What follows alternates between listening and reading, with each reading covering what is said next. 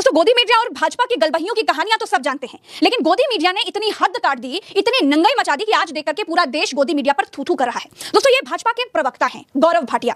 अति हो गई तब जब ये गोदी मीडिया पर बिना पायजामा पहने ही डिबेट में बैठ गए। आज बड़े दुख के साथ ये बताना पड़ रहा है कि खराब पत्रकारिता की और चरण चुंबक पत्रकारिता की वजह से आज भारतीय मीडिया के रिपोर्टर नेपाल में पिट रहे हैं। उन्हें नेपाल में गालियां दी जा रही हैं और ये हाल किसी एक आध रिपोर्टर का नहीं है। भारत का हर बड़ा चैनल नेपाल में गालियां खा रहा है। इसके चलते हमको ये झेलना पड़ रहा है। मैं आपसे एक सवाल पूछना चाहता हूं, क्या नेपाल की जनता ये बयान सुनना चाहती है? बताइए। नेपाल के लोग जो हैं वो इस वक्त एक बहुत ही निर्णायक दौर से गुजर रहे हैं। भारत का कर्तव्य होना चाहिए कि हम अपने तजुर्बों से उन्हें एक सकारात्मक दिशा प्रदान करें। कई बार नेपाल को उस दिशा की भी जरूरत नहीं है, मगर हो क्या रहा है, जो जहर हमारा मीडिया उगल रहा है, जो अनाप शनाप बातें हमारा मीडिया उगल रहा है, उसके चलते आम नेपाली सड़क पर गोदी मीडिया से नाराज है। मैं आपके सामने दो मिसाल पेश करना चाहता हूं। सबसे पहली मिसाल है किस तरह से टीवी 9 का एक रिपोर्टर लगभग पिटते पिटते बचा है। दोस्तों, वो लगातार कह रहा है कि हम तो नेपाल के खैरख्वाह हैं, उनके हितैषी हैं, मगर जो लोग वहां प्रदर्शन कर रहे हैं वो सुनने को तैयार नहीं है। किसी तरह से रिपोर्टर पिटते पिटते बचा है।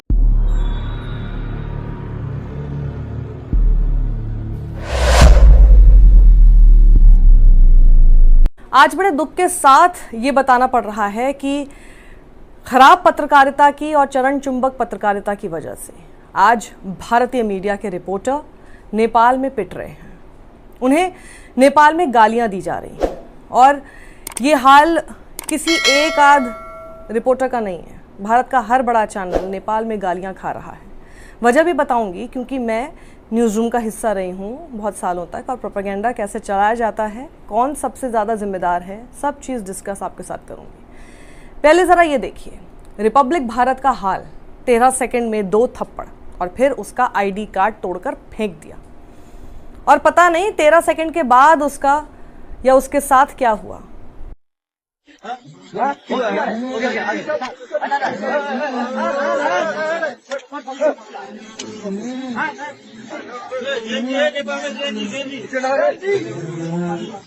खैर, अब ये दूसरा वीडियो भी देखिए।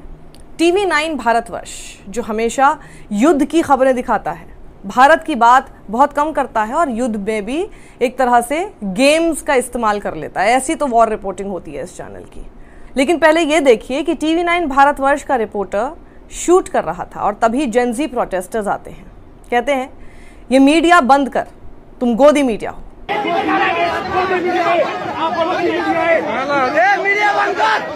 रिपोर्टर दूर जाने लगता है क्योंकि उसे अंदेशा हो गया था कि उसके साथ मैन हैंडलिंग भी हो सकती है, लेकिन वहां से जाता कहाँ।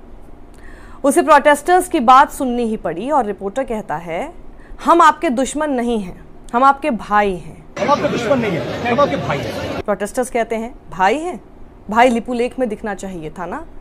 भाई है, भाई लिपु लेख में दिखाना चाहिए ना। प्रोटेस्टर्स आगे कहते हैं ये नेपालियों का मामला है, हम खुद निपटाएंगे, इसमें भारत की गोदी मीडिया का कोई काम नहीं है। गोदी मीडिया शब्द वहां सुनाई दिया। ये नेपाली का समस्या है, नेपाली स्वयं निकालेंगे, कोई भारत आज तक नेपाल में क्या हो रहा है। फिर एक प्रोटेस्टर कहता है मैं सभी नेपालियों की तरफ से बताना चाहता हूँ ये आंदोलन सोशल मीडिया बैन की वजह से नहीं है, भ्रष्टाचार मेन मुद्दा था, परिवर्तन की लड़ाई थी। रिपोर्टर कहता है सही बात है। समग्र नेपालियों की तरफ से ये बोलना चाहता हूँ कि ये सोशल मीडिया बंद हुआ इसीलिए आंदोलन नहीं हुआ है। नेपाल में करप्शन है, सरकार के प्रति नेपाली जनता का वितृष्णा है, इसीलिए आंदोलन है ये।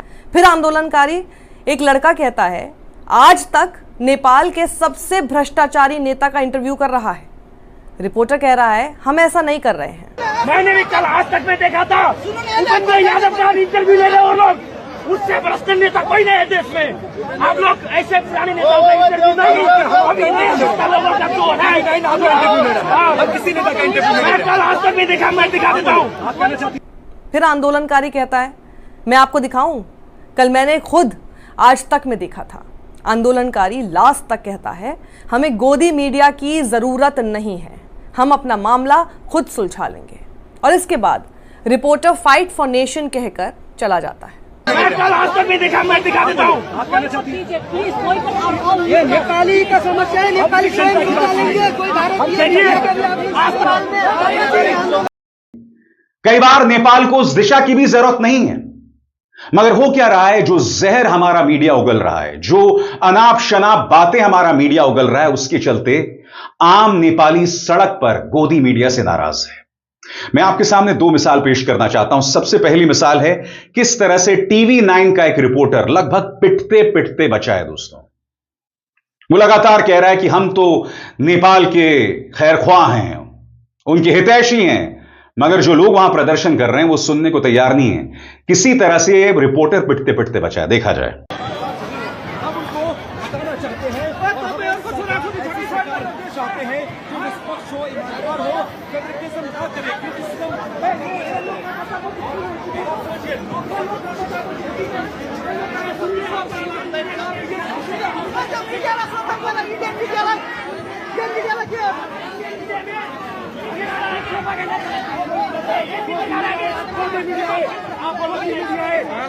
मीडिया बंद कर। आंदोलन में क्या हम ये दिखा रहे हैं, क्या दिखा रहे हैं?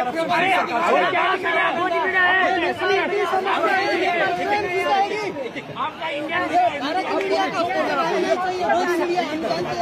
हम आपके सहयोगी हैं, हम आपके दुश्मन नहीं है, हम आपके भाई हैं। भाई है, भाई लिपुलेख भी दिखाना चाहिए था ना। आप लिपुलेख क्यों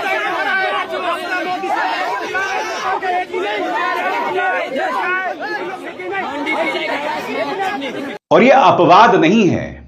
अंबानी के न्यूज चैनल का रिपोर्टर वहां जाता है और देखिए सड़क पर मौजूद लोग किस तरह से चिल्ला रहे हैं। देखा जाए। और देखिए बिल्कुल यहाँ पे बहुत सारे, ये भी कुछ कहना चाह रहे हैं जी। देखिए बहुत सारे यहाँ पर यूथ हैं, कुछ लोगों के अंदर गुस्सा भी है, लेकिन हमारे साथ यहाँ की जो लोकल जर्नलिस्ट है वो लगातार यहाँ पे हमें बताएंगी। इन्होंने अपनी बात रखी यहाँ पर नेपाली लैंग्वेज में, और ये लगातार यहाँ पर अपनी बात रखने के लिए लोग जो हैं वो यहाँ पर इकट्ठे हो रखे हैं।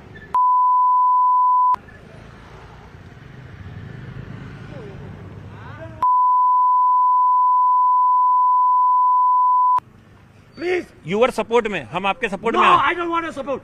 Okay, we don't want support. Okay, हमें एमाले कांग्रेस साधारण नेपाली झण्डा चाहियो। Okay, we don't want support. We are Nepalese, we can do. Okay, okay, okay. We have lost our team. मैं आपसे एक सवाल पूछना चाहता हूं, क्यों नाराजगी है आम नेपाली में भारत के खिलाफ, यहां की मीडिया के खिलाफ? आखिर वो क्यों कह रहे हैं कि भारत का मीडिया इस आंदोलन को लेकर गलत तस्वीर पेश कर रहा है? पूरे प्रमाण के साथ मैं आपको बताऊंगा, मगर उससे पहले मैं आपको बतलाना चाहता हूं कि किस तरह से NDTV और टाइम्स नाउ ऑफ भारत उसी एक व्यक्ति से इंटरव्यू करते हैं जो ये कहते हैं कि नेपाल को मोदी की जरूरत है। यह देखिए, times now of Bharat Kathmandu में संवाददाता विनोद मिश्र की रिपोर्ट उसी व्यक्ति से इंटरव्यू कर रहे हैं जो ये कह रहा है कि नेपाल को मोदी की जरूरत है। आगे देखिए।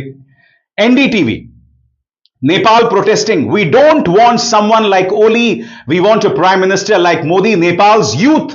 सबसे बड़ी बात यह कहा जा रहा है कि नेपाल का युवा कह रहा है कि हमें मोदी चाहिए, और इंटरव्यू सिर्फ एक व्यक्ति का लिया जा रहा है। तो कैसे हैं दोस्तों गोदी मीडिया और भाजपा की गलबहियों की कहानियां तो सब जानते हैं, लेकिन गोदी मीडिया ने इतनी हद काट दी, इतनी नंगाई मचा दी कि आज देख करके पूरा देश गोदी मीडिया पर थू थू कर रहा है। दोस्तों, ये भाजपा के प्रवक्ता हैं गौरव भाटिया। अति हो गई तब जब ये गोदी मीडिया पर बिना पायजामा पहने ही डिबेट में बैठ गए। आप सोचिए, इतनी भी शर्म नहीं रह गई है। गोदी मीडिया को इतना गुलाम मान लिया है भाजपा ने कि भाजपा के प्रवक्ता पैजामा उतारकर ही, सिर्फ कुर्ता ही पहन करके एक तरीके से अर्धनग्न स्थिति में डिबेट में बैठे जा रहे हैं, जिस डिबेट को हर देशवासी, यार कि करोड़ों लोग बैठकर देख रहे हैं टीवी पर, क्योंकि टीवी पर जो दिखता है वो हर कोई देखता है, करोड़ों लोग देखते हैं। अब सोचिए कि इतनी नंगाई इससे पहले कहीं देखने को नहीं मिली, और यही एक कारण है जिसकी वजह से गोदी मीडिया पर पूरी दुनिया थू थू करती है। यही कारण है कि विदेशों से गोदी मीडिया के पत्रकारों को भगाया जाता है। उन पत्रकारों की गलती नहीं है, लेकिन मैं गोदी मीडिया के इस स्तर की घटिया पत्रकारिता पर सवाल उठा रही हूं, इस पैंटलेस पत्रकारिता पर सवाल उठा रही हूं, इस शेमलेस पत्रकारिता पर सवाल उठा रही हूं। आखिर क्या जरूरत थी इस तरह की चीजें पूरी दुनिया के सामने लेकर के आने की?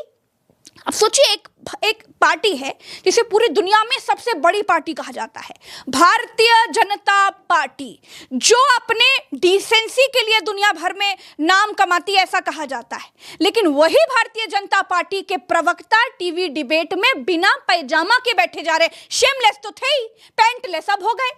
आप सोचिए ये हालत हो गई है गोदी मीडिया पे। इस तरह की चीजें देखने के बाद लोगों ने क्या प्रतिक्रियाएं की हैं, आज यहीं इसी वक्त प्रज्ञा के पन्ना पर मैं आपको दिखाऊंगी कि इस तरह की पैंटलेस पत्रकारिता पर और ऐसी शेमलेस और पैंटलेस